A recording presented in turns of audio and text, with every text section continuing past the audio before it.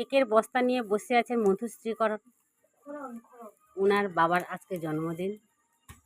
আরে থপা দেওয়া হোক তারপরে কেক দেব।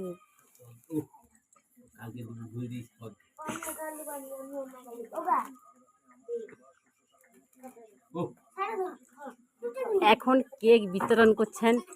ওই ও গছি করছি,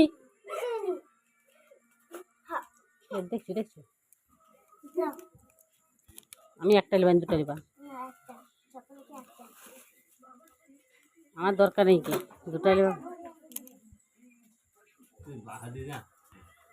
এখন মাতাজি আসছেন, থোপা দিবেন।